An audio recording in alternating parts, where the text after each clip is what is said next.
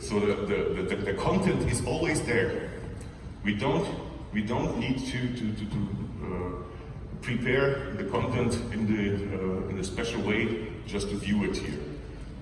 So this guy is now walking through that scene and is disassembling the engine, which contains, by the way, of 20,000 parts.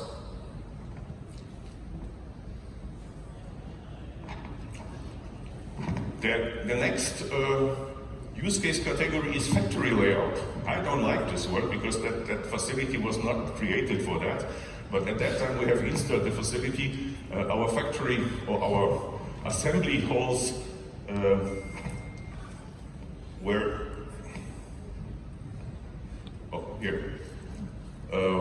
created so that the content is also in CAD systems, and the people who are working in that facility, they were in the cave and tried to furbish the facility like in the reality. So you see, these are all the engine stands where the engines are built or are assembled.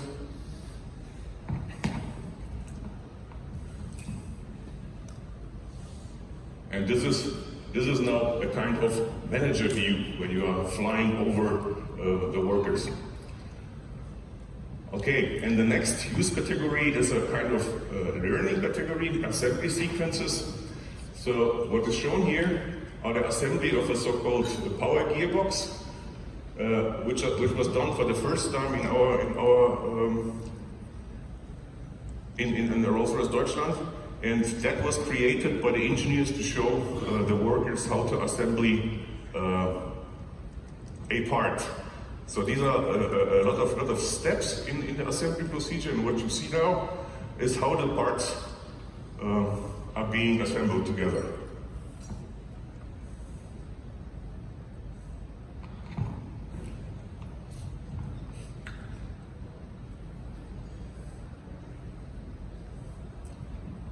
Okay, and finally, the next use category, I'm an aerodynamist, and my background is CFD, computational fluid dynamics, and this is why the cave was created, but we are still not there. And the problem is why we are not there is the computational power which you need to create such a visualization. So what you see here is the flow within the combustion chamber. Blue is cold, red is hot, like it should be, but in that case the red colors that are around 2000 degrees Celsius, the blue color is around 700 degrees Celsius. And this is a so-called steady calculation, so you see just one time step of the whole calculation, and we are working, so in the future we will work on do this visualization in an unsteady manner. The other engine externals, the complexity, when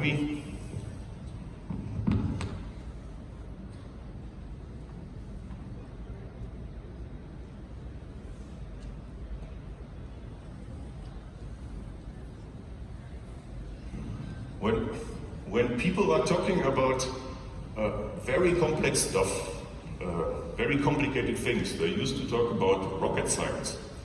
I don't understand that, because a rocket engine, for example, is very simple. It doesn't have even moving parts. The only moving part in the rocket engines is the fuel pump, but that fuel pump lives for 5 to 6 minutes. That's it. An engine, this one here, the life cycle of that engine could be 30 to 40 years.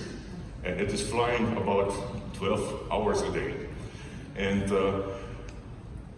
this is the turbo machinery. This is what is creating thrust. So what you see is the fan, what you usually see if you are entering the aircraft. Compressor, combustor, and a turbine in the back. But what else is needed to make this device to fly can be shown here. So we can, what you see here are these are the distinct systems like air system, oil system, cooling system, and so on. And then you can assemble that engine with all these parts. This is, for example, the electrical system, the injection system, oil system. All these green pipes. This is the air which is then going into the airplane, and so on and so on. And at the end, you have the full engine with all these 20,000 parts. The other cases, we call them the lay-down cases. This environment in such a virtual reality area is such that almost everybody is going to the knees. So these are our seniors, which are looking, which are lying down and looking to different parts of the engine. Okay, some chances. So we see this environment as a very good means of interdisciplinary communication. So people are talking about their parts in that facility, and this facility is also creating very much ideas. So.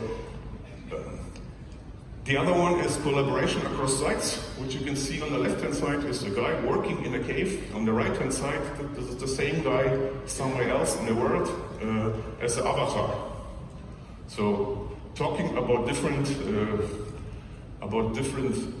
things, about different details across the world. The other one, of course, training, because you can get people in there and you can show them in a virtual way how a part is assembled, and also of understanding of very complex systems. So Gideon mentioned that I'm working for Rolls-ROYCE more than 20 years, and I've learned in the last years a lot due to this environment. Challenges which we have, of course, company IT requirements. You can imagine that we don't want, as a visualization team, we don't want to give our IT department the control of our IT stuff. But the IT, of course, wants it.